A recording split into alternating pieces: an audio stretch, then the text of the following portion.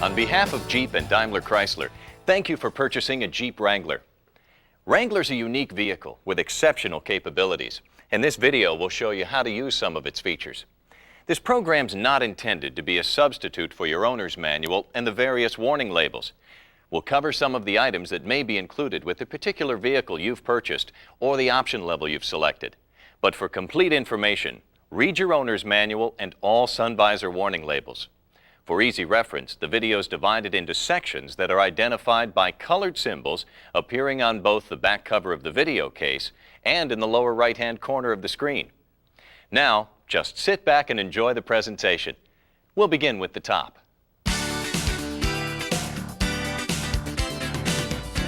When it comes to the top, Wrangler's offered in 4 different versions: a soft top with half doors, a soft top with full doors and roll-up windows, a hard top with full doors and roll-up windows, and the popular dual top, which has full doors and both soft and hard tops.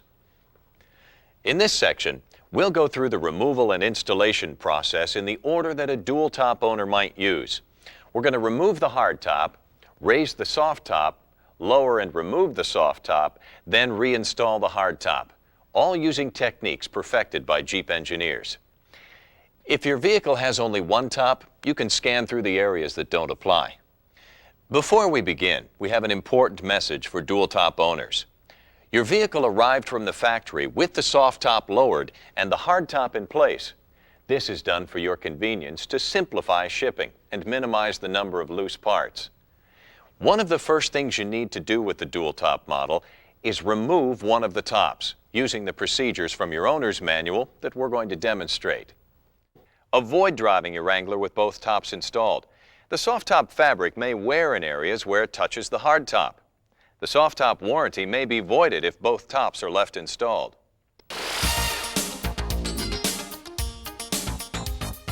If you have a dual top and you're getting ready to remove the hard top for the first time, begin by identifying all the parts that you'll need to assemble the soft top. Your dual top Wrangler comes with 2 boxes.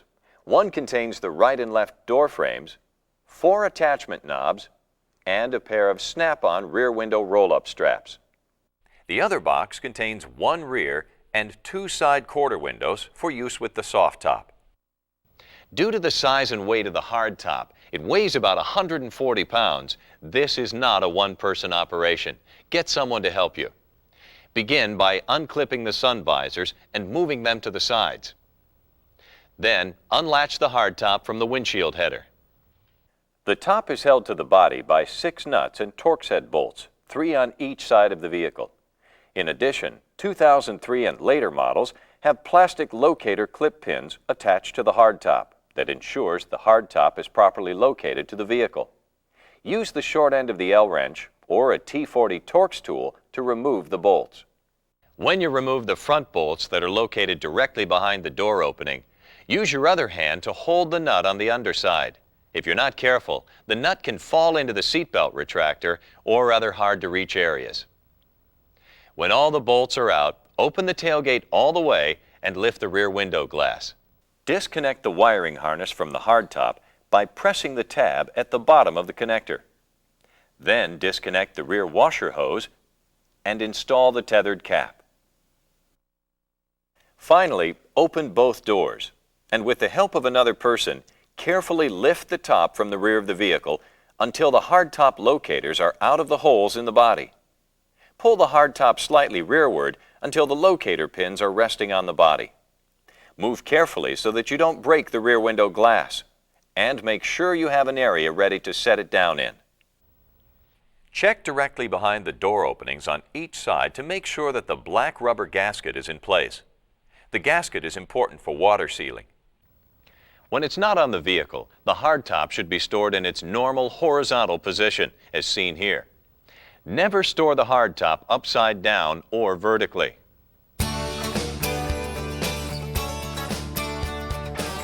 Now let's see how you raise the soft top. Several of the following steps will only be necessary for dual top owners who are raising the soft top for the first time. They won't be necessary at any other time.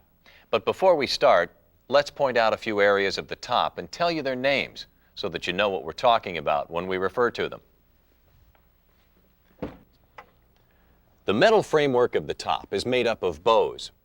The ones that start on the sport bar and extend over the doors are called the side bows. The two bow runs horizontally across the center of the top. During normal use, the two bow is wrapped inside a Velcro fabric flap. The three bow starts at the sport bar and extends to the highest rear corner of the top. The front edge of the top, where it meets the windshield, is called the header. So moving from front to rear, you have the header, the side bows, the two bow, and the three bow. There are some other terms you'll learn as we go along. You begin the process of installing the soft top by installing the door frames. Insert the door frame rear pin into the hole in the black rubber gasket just behind the door opening. Starting at the front end, clip the frame to the side bar and then slide the door frame forward so the front pin moves into the hole. Then screw the door frame attachment knobs into place. If this is your first time on a dual-top vehicle, you'll need to unsnap and remove the black boot cover. Once it's off, discard the cover. It's intended only for shipping purposes. Unroll the soft top until you can see the plastic header with latches. Remove the black tailgate bar that's tucked inside and set it aside for the moment. Don't pick up the header and allow the fabric to fall under. Instead, lift the fabric up and away from the header. Pull all the fabric toward the rear of the vehicle and wrap around the header. Pull the fabric around the ends of the header so that the fabric has a tight, smooth appearance. Working from the rear, with the tailgate open, carefully raise the top's header. When the two bow rises, lift it upward and over the sport bar. Three bow. Move to the side and guide the metal bows over the sport bar if necessary. Pull the side bow forward and down until the top's header reaches the windshield. It should never require much effort to make the top reach the windshield. If the top ever stops prematurely and won't move forward, don't force it. You could damage the top. Instead, look underneath at the check straps that run along the sides of the top. They can occasionally get tangled around the bows. Untangle the check strap and the top should easily fold forward. Unclip the sun visors and swing them out of the way. Then flip the top latch hooks down from the handles and engage them into the windshield slot. But don't close the latches yet. If you close the latches too soon, the top will become so taut that it'll make many of the remaining steps difficult or even impossible. That's why locking the latches will be the very last step. Next, grasp the drip rail retainers and untuck them from the door frame. But if this is the first time you've raised the soft top on a dual-top vehicle, the soft top fabric should cover the header completely from one side to the other. Now this may require that you pull some of the fabric down and around the corners. Repeat this step for the other side too. At the rear, gently pull the sail panels over the three bow so that they hang over the sport bar. If this is your first time on a dual-top model, don't tuck the retainers into place yet. Instead, fold the rear seat forward and sit in the cargo area facing rearward. For 2003 and later models, you'll see two strips of fabric with 4 snaps. These will snap into place on the third bow. Once the snaps are secured, snap the roll strap into place on the three bow at the two most outboard snap positions. Now you'll need to perform a similar step on the two bow. Secure the fabric flap around the bow using the Velcro. This will reduce flapping by the top when you drive. Now you can tuck the smaller sail panel retainers into place. They slide in from the rear, moving forward. Notice that the larger clear plastic reinforcement doesn't go under the body side retainer, but stays between the body and the fabric. This step may be difficult the first time you do it until the top stretches. You may wish to press down gently on the top of the three bow in order to create a little slack that will make it easier to slide the retainer into place. Now it's time for the quarter windows. Stick the top rear corner into place using the Velcro. This will hold the window in place while you start the zipper at the forward edge of the window. Once you get the zipper started, move it only about an inch. Then stop, remove the Velcro, and tuck the door frame retainer into the door frame. Once the door frame retainer is in place, zip the windows all the way closed. Tuck the window's bottom retainers into place, starting at the rear of the vehicle and working forward. Now, fold the Velcro covering into place. If this is your first time on a dual-top vehicle, locate the black retainer bar that you set aside earlier. Remove and discard the protective end caps. Lay the rear window on a clean, dry surface with the inside surface facing up and the bottom toward you. Slide the retainer bar over the receiver at the bottom inside with the bulky seal facing away from you. Set the rear window inside the top. Partially untuck the driver's side sail panel retainer. Now zip the rear window into place. Grasp the window at the zipper and tug it downward to help you get it started. Raise both zippers a few inches. Then leave the first zipper at the left side while you zip the window closed. Leave several inches unzipped at both ends. Tuck the ends of the retainer bar into the clips at each side of the tailgate opening. Then tuck the window's plastic retainers into place under the body side retainer on both sides of the window. Finish zipping the window closed and retuck the sail panel retainer on the driver's side. Over the doors, tuck the drip rail retainers into the rail slot. It's easier if you start with the front retainer. Now you can close the header latches and clip the sun visors back into their normal positions. If you have a soft top model with half doors and the half door windows were removed, replace them by locating the front rod first, then the remaining rods, and pushing the window straight down into position. To help prevent leaks, make sure that the seals at the front and rear edges of the half door are outside the metal portion of the door. Now that we've raised the soft top, let's lower it. You'll see that there are a few important things to keep in mind.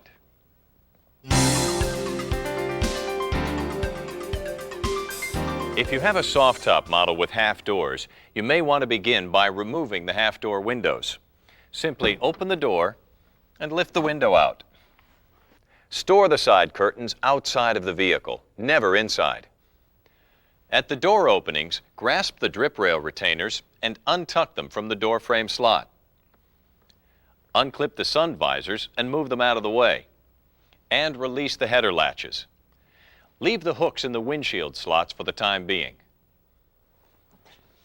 Open the tailgate and partially unzip the rear window on each side.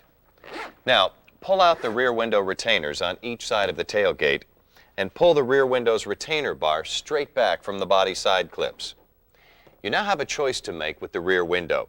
You can either completely remove it or you can roll it up and store it inside the top. If you want to roll the window up, first make sure it's clean and then insert the rolled window ends into the provided straps. Now, unzip the window completely, starting at the passenger side, and carefully store it separately. Always unzip the windows completely. Never yank on them or you'll damage the zippers. We'll talk more about storing your windows in a few moments. While we're talking about the rear window, never drive your Wrangler with the rear window open and all the other doors and windows closed. Dangerous exhaust gases can enter the vehicle. Continue removing the top by moving to the side windows. Release the Velcro flap and start to unzip them from the rear. Untuck the bottom retainer. Finish unzipping the window and remove it. Make sure the zippers are completely disengaged before attempting to remove the window or zipper damage could occur. Untuck the sail panels from the body side at the rear corners of the vehicle. Release the hooks holding the top to the windshield. Pushing up on the release lever will make this easier. With the tailgate open, fold the sail panels inboard so that they rest on the roof of the vehicle. Then, grasp the side bow behind the header and lift the top back. Make sure the sides of the top fold inward as the top's folded. And also that the check straps are clear of the vehicle. Tuck the top between the 2-bow and 3-bow as it folds. Then, tuck the top between the 2-bow and the header. As you bring the header down, check the drip rail retainers. If you're not careful, they can rub on the top and cause wear. The drip rail retainers should fold at the point in between them so that they form a V shape, and their ends are not pressing against the fabric. Finally, tuck the check straps in so that they don't hang outside the vehicle and flap in the wind. Now you're done lowering the top, but you may want to remove the door frames as well. Simply unscrew and remove the attachment knobs. Then place one hand on the top and one at the rearward corner and pull the rear end towards you. Store the door rails outside the vehicle, never inside. Store the windows in your home or garage. To help protect the windows from scratches, you might want to invest in a specially designed window storage bag from Mopar Accessories, with a soft lining in each of its 5 compartments. Store the bag outside the vehicle, never inside. We'll tell you a bit more about Mopar Accessories at the end of this presentation. If you're going to install the hardtop, you must not only lower the soft top, you need to remove it from the vehicle. Use the long end of the Mopar L-wrench or a T40 Torx tool to remove the 2 screws that hold the bows to the pivot bracket mounted on the sport bar. Store the screws in a safe place. Remove the bow assembly from the bracket by carefully tapping the bow with a rubber mallet. Tap the rear bow downward to free it. Tap the forward bow towards the rear of the vehicle to free it. You can now remove the soft top. Store it in a clean, dry location.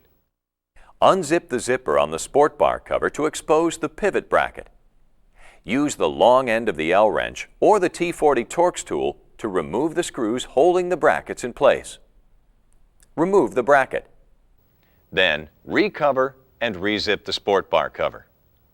Store the brackets and screws in a safe place.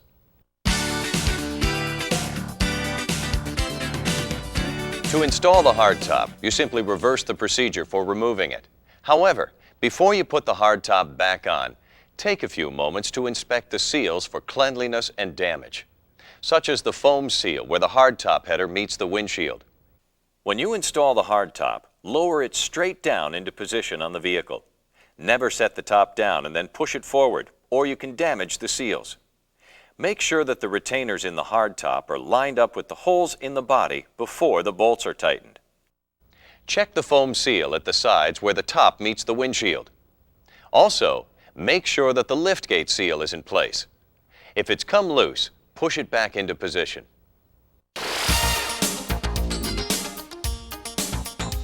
For certain off-road situations, you might want to remove the sidebars and lower the windshield. Because you lose protection when these structural elements are removed, Jeep engineers caution that you drive no faster than 10 miles per hour, preferably in 4-wheel drive low range. You should also wear eye protection, and remember, use your seat belts. To remove the sidebars, remove the 2 Torx head screws that hold each sidebar to the windshield frame. Unzip the padding to expose the screws where the sidebar meets the sport bar, and you'll see several screws. Do not move the Torx screw that goes into the sidebar. This screw sets the angle of the windshield, and if you move it, you create the potential for leaks. The 2 Torx screws that you do want to remove are the ones that hold the mounting bracket to the sport bar. They're found on either side of the sidebar. After you remove the screws,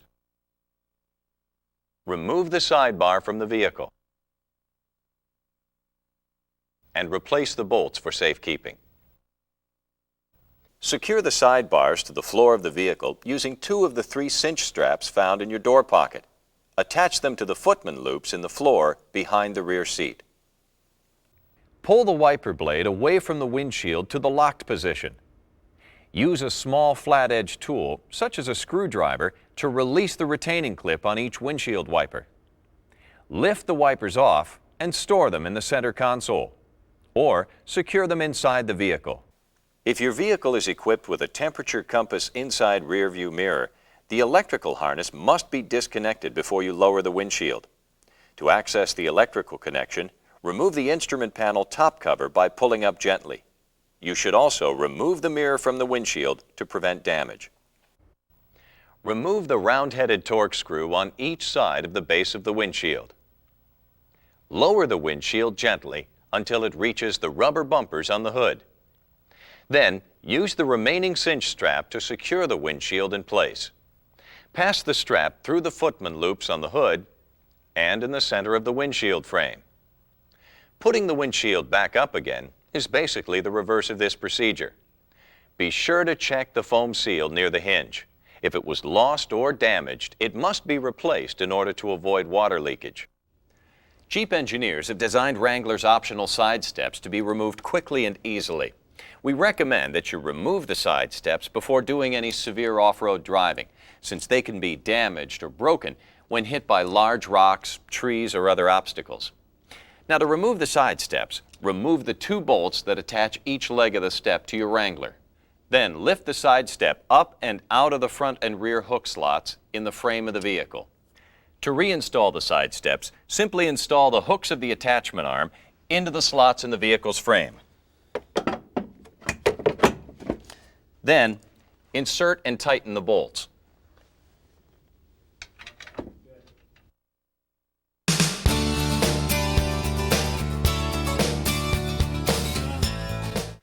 The front passenger seat includes a feature designed to make it easier for rear seat occupants to enter and exit the vehicle.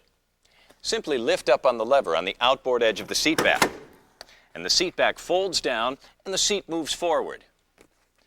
To restore it, push the seat back up, then pull up on the lever at the front of the seat, and you can move the seat back to the desired position. Now, you can combine these steps by keeping the seat folded forward by placing one hand on the seat back and using the other hand to move the seat to the desired position.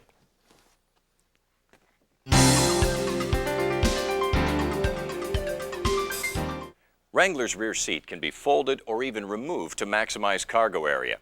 Start by sliding the seat belts through the cushions into the cargo area.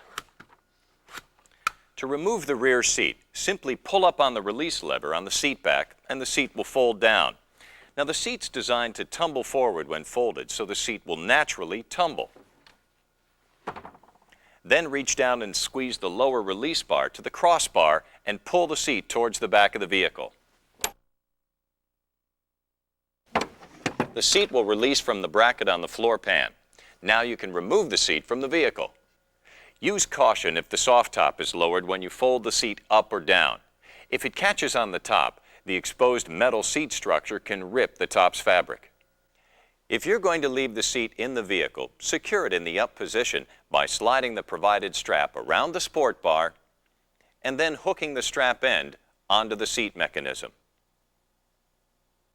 When reinstalling the rear seat, you need to follow these simple steps. First, you need to position the seat in the vehicle so that the latch hooks on the bottom of the seat are located directly behind the brackets on the floor. Slide the seat directly forward over the seat bracket until the latch hook grabs the bracket. Then tilt the seat forward to fully lock it, and then push the seat to the down position, and return the seat back to the up position.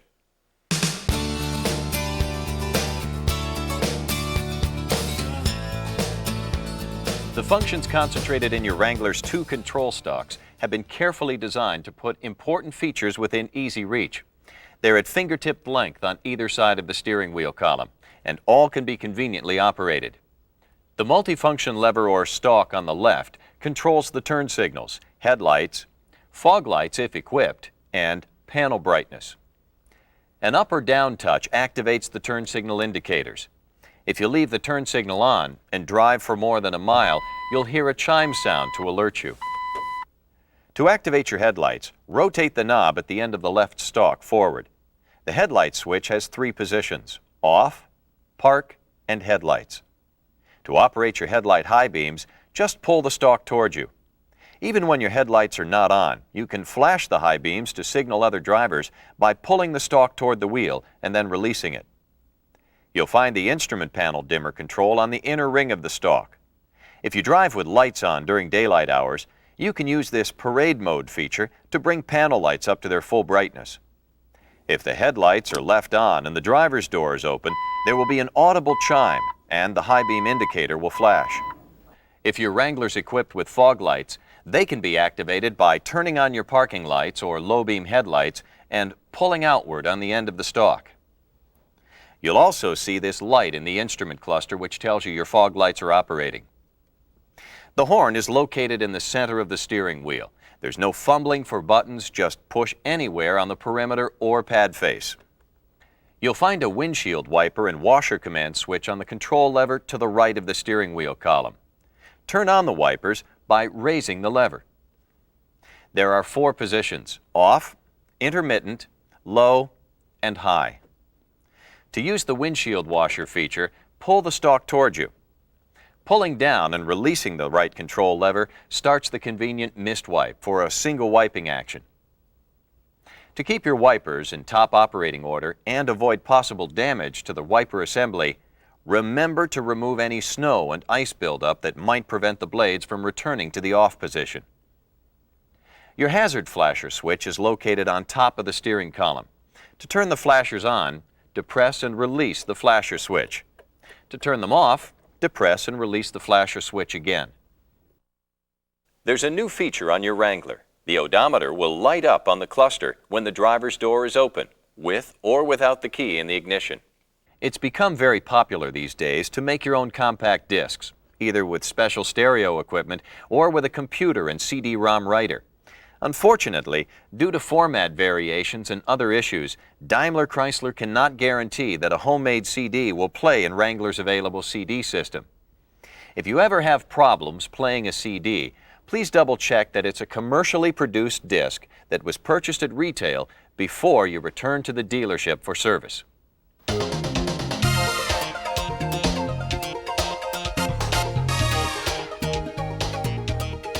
Here are several tips to help you maintain the appearance and functionality of your soft top.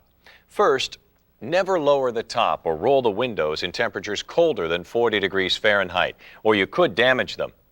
If the top has been folded for some length of time, or if the temperature is below 72 degrees, the top may appear to have shrunk when you try to raise it.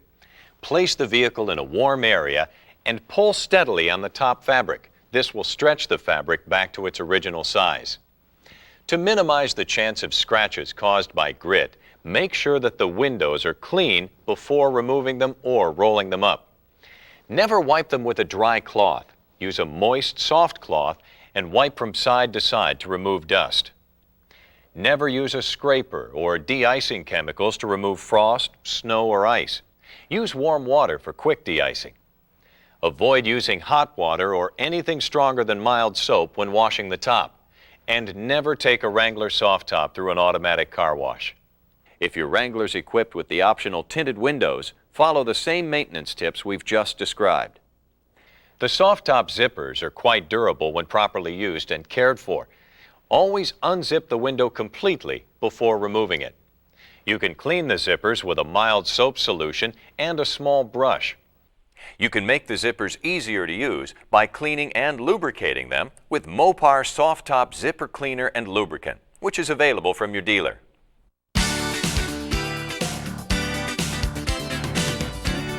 Wrangler's well suited to driving off pavement or in severe situations, and many owners use it this way.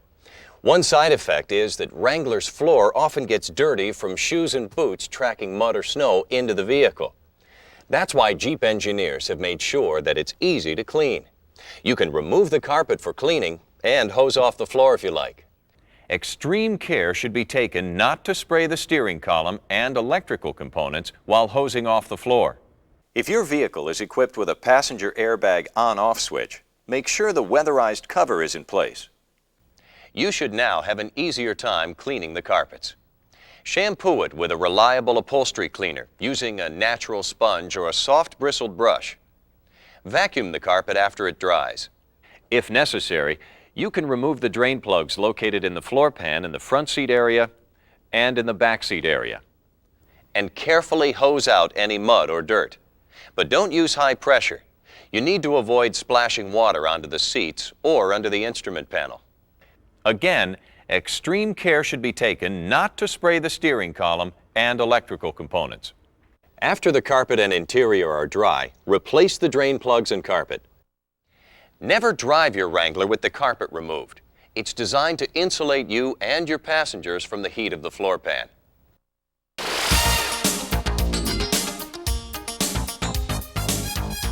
The air filter in most fluids can be checked from above the engine compartment. Service points are marked in yellow for easy recognition. Fluid for the manual transmission, transfer case, and the front and rear axles must be checked from below. Refer to your owner's manual for recommended maintenance schedules, fluid types, and other important information. If you drive your Wrangler off-road, you'll want to use Maintenance Schedule B. Please note that your Wrangler uses long-life, environmentally friendly engine coolant in keeping with Jeep's Tread Lightly philosophy. Please refer to your owner's manual for more information on the engine coolant. When you refuel your car and the nozzle shuts off, the fuel tank is full.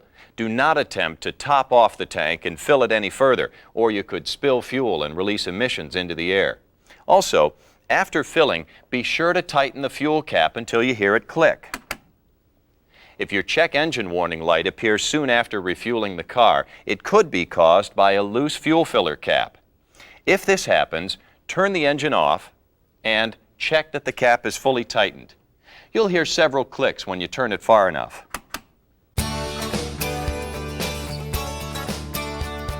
Wrangler's accessory fuse panel is located behind the glove box. To reach it, remove the glove box by slipping the glove box strap off its hook and letting the door roll down off its hinges. At the passenger side of the engine compartment is the power distribution center, which holds additional fuses. A Wrangler with the 4.0-liter engine can tow up to 2,000 pounds when properly equipped.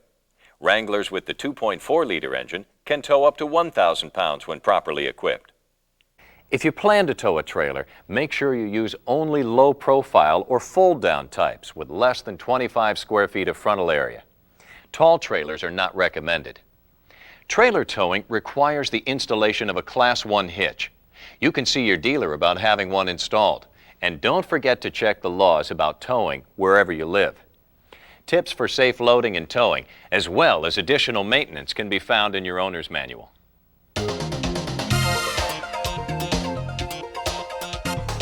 Many owners like to tow their Wrangler behind a larger vehicle, such as a motorhome. If you plan to do this, it's important that you follow the correct procedure to prevent damage to the powertrain components. If it's in four-wheel drive, shift the transfer case into two-wheel drive high, and make sure that the four-wheel drive light is out. Once the vehicle is in two-wheel drive, shift the transmission into reverse and drive 10 feet rearward. Then, stop and drive 10 feet forward. This will ensure that the front axle is disengaged. Shift the transmission into neutral. Turn off the engine and place the ignition key in the unlocked off position. Shift the transfer case from two-wheel drive high into neutral. If you have a manual transmission, put it into gear. If you have an automatic, put it into park. This precaution will prevent damage to the transmission while the Wrangler's being towed. You can do this while towing because the transfer case will be in neutral. Apply the parking brake. Now attach the Wrangler to the tow vehicle with a tow bar. Make sure to use a tow bar that bolts onto the front bumper or frame, and not one that simply clamps on. Once the vehicles are attached, release the Wrangler's parking brake, and you're ready to go. But again, be sure that you've checked the laws before towing your Wrangler.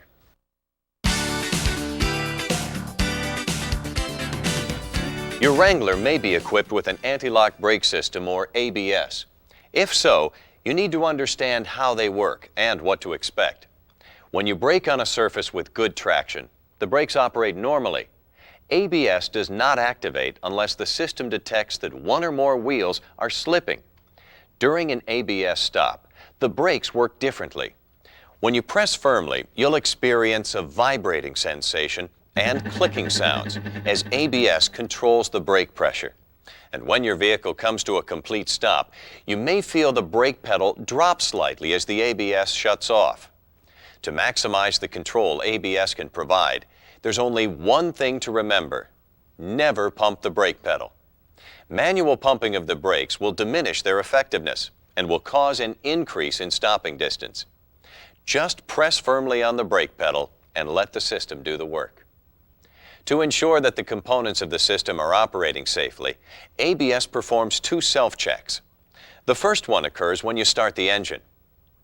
When you turn the ignition key, the ABS light will illuminate momentarily and you may hear a clicking sound. If your foot is on the brake pedal, you also may feel a pulse while this happens. Another ABS self-check occurs when your Wrangler reaches between 6 and 8 miles per hour. This time, the ABS will make a low humming sound. Once again, if you happen to hit the brakes at this time, you may feel the pedal vibrate. If a problem is detected, the ABS warning light will illuminate that the anti-lock braking system is not functioning properly. If you're traveling off-road and the ABS light comes on, the system could simply have been temporarily defeated. Shut the engine off, then restart it. If the light goes out normally, the system's working properly. But if the ABS light stays on, your vehicle needs service. In the meantime, your brakes will still work as well as vehicles with conventional braking systems. Because ABS works by detecting wheel slippage during braking, you may hear and feel it kick in at unexpected times. For example, if you're braking while going over a set of railroad tracks, or while driving on an uneven surface such as a bumpy or gravel road, you may hear the ABS working. It can also activate during severe braking. It's normal for ABS to work in these situations. They show that ABS is doing what it was designed to do. Finally, remember that ABS will not necessarily reduce braking distance, but it will help you maintain steering control while you're braking.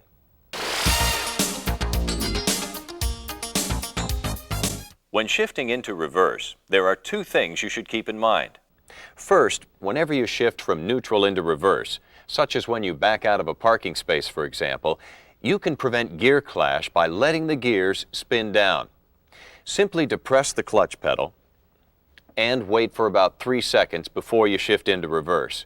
Also, it may occasionally seem that you can't shift the vehicle into reverse. Don't worry, the transmission is not broken.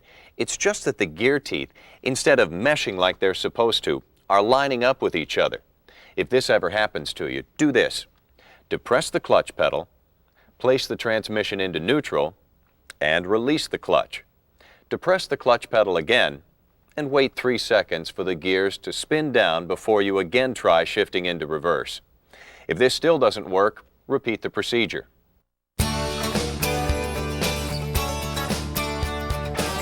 Wranglers with manual transmissions are equipped with a clutch interlock, which means that the engine will not start unless the clutch pedal is depressed to the floor. For some challenging off-road situations, you may want to temporarily defeat this feature. Refer to the starting and operating section of your owner's manual for the procedure.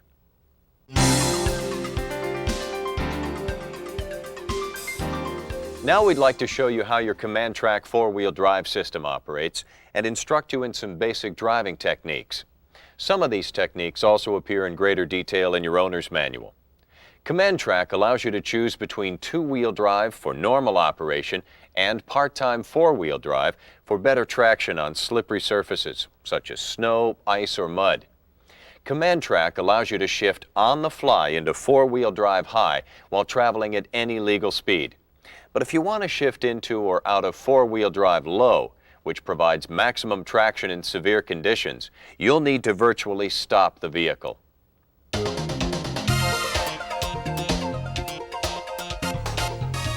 When you need greater pulling power at low speeds, improved handling and control in extremely rugged terrain, and whenever extra traction is required off pavement, you can shift into four-wheel drive low range.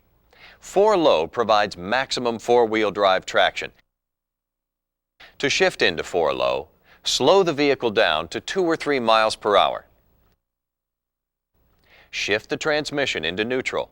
While you're still rolling, quickly pull the transfer case lever into 4 low without pausing in neutral. When you're done, return the transmission to any gear you wish. To shift out of 4 low, slow down again to 2 or 3 miles per hour and simply reverse the process. The gear noise you hear when you shift into or out of 4 low is normal. Make the 4 low shift a quick one. If you shift slowly, you won't like the sound it produces. Remember, 4 low should only be used at low speeds and in slippery or very rugged terrain. There are two important things to keep in mind when driving off pavement. First, tread lightly on the environment and respect local land use restrictions. And second, always remember to buckle up and drive sensibly, because even when you're out seeking fun and adventure, safety must always come first. Utility vehicles have a higher ground clearance than most passenger cars, so that they're able to perform in a variety of off-pavement conditions. However, they're not designed for cornering at the same speeds. So whenever possible, avoid sharp turns and abrupt maneuvers. Now, let's go over a few four-wheel driving techniques. Here are the basic procedures if you get stuck in sand or snow. Don't race the motor and spin the wheels, or you'll only dig a deeper hole. Gently rock your Wrangler back and forth and turn the steering wheel left and right until you gain traction. You can also increase the traction by placing floor mats in front of your tires. In sand, use any available water and wet in front of the wheels to create a firmer base. Be extremely cautious of driving in deep water. The first thing to do is check the depth. Avoid water that's higher than the bottom of the wheel hubs. If you're able to move on, maintain a slow, steady speed. Make sure you take extra precautions even after driving in rain, because wet brakes often behave differently. And make sure you ride your brakes lightly to help them dry out quickly. When you need to tackle a hill, make sure you follow these instructions. Always try to go straight up or down. Never drive a hill at an angle, or the vehicle may become unstable. At all times, keep your wheels on the ground. This might seem obvious, but we sometimes see exaggerations of what vehicles can do. And when you start out, use sufficient climbing power at the bottom, and then as you approach the top, ease up. Whenever you get behind the wheel, always be aware of your vehicle's center of gravity and never drive at an angle along hillsides. If you must drive along a sloping shoulder or shallow ditch, make only gradual steering adjustments. Don't make sudden steering corrections. The more gentle and gradual you work onto the road, the more successful you'll be. When you encounter a log or other obstacle, make sure you investigate the situation before you make your move. It may be easiest to cross over the obstacle at a slight angle, one wheel at a time. And always be aware of your vehicle's ground clearance. You obviously can't scale a 12-inch log if your clearance is only 10 inches.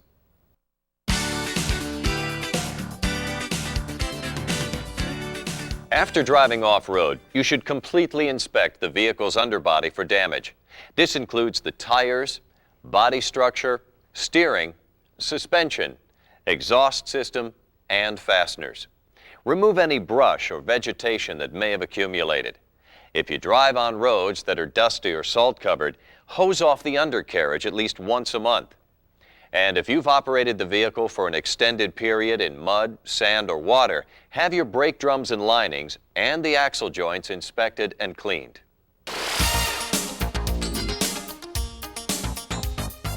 Jeep vehicles are as tough as they come. There's just so much they can do, so many breathtaking places they can go. That's why Jeep Jamborees were born. Events where owners discover all of the off-highway excitement their vehicles have to offer. Jamborees are held at various sites over 3-day weekends from February to October. Under the guidance of experts, Jeep Jamboree participants learn how to traverse terrain they previously thought impassable. And Jeep owners have responded enthusiastically since the very first Jeep Jamboree was held on the Rubicon Trail in California back in 1953. In fact, they're so popular today, Jamborees are now held throughout the U.S. and around the world. One of Jeep Jamboree's biggest selling points is the beautiful scenery that surrounds you no matter which event you choose. And Jeep Jamborees are always designed to have minimal impact on the surrounding environment in order to preserve that beauty. Some Jamborees include activities such as fishing and hiking. Some involve outdoor camping, while others end up at historic inns. There's always plenty of fun and adventure for the entire family. And don't forget, you're in a league of your own because only Jeep vehicles and their owners participate in Jeep Jamborees. For complete information and a list of this year's Jamboree locations, make sure you receive a current Jeep Jamboree USA guidebook from your dealer or call 1-800-925-JEEP.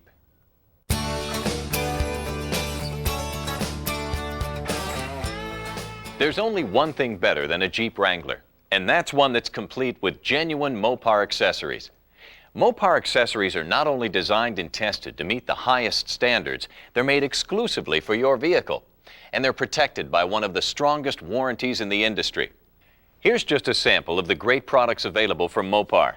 Tubular front and rear bumpers or brush and grill guards are an attractive way to dress up your Wrangler and are available in a variety of finishes. A tubular light bar and off-road lights allow you to stay out longer at night, while a winch can pull you or a friend out of a sticky situation. The sunbonnet protects you from the sun while allowing an open-air ride, while the tonneau cover protects the cargo area. The windscreen helps reduce backdrafts and wind noise, and tire covers protect your spare from the elements. All are available in the same fabric colors as the original equipment soft tops. If you enjoy outdoor recreation, Mopar offers carriers for bicycles and skis that mount to a trailer hitch. This powerful sound deck kit includes an 8-inch subwoofer, 2 tweeters, and a 50-watt amplifier in a color-keyed housing, plus 2 mid-range speakers to upgrade the dash-mounted speakers. When combined with the sound bar, you'll enjoy premium sound with the soft top up or down. Plus, Mopar has a wide range of items designed to help you use your Wrangler for towing. See your dealer for more information about the complete line of great Mopar accessories. You can also visit the Mopar website at www.mopar.com. Well, we've covered a lot of ground, but now it's time for you to get out there and find out what real driving's all about. If you should experience any trouble along the way, keep in mind that your Wrangler comes with 24-hour-a-day, 7-day-a-week roadside assistance. It's only a phone call away. For more information about roadside assistance, refer to the Roadside Assistance Information Guide that's contained in your owner's manual packet, or contact your dealer. And by all means, enjoy your Jeep Wrangler.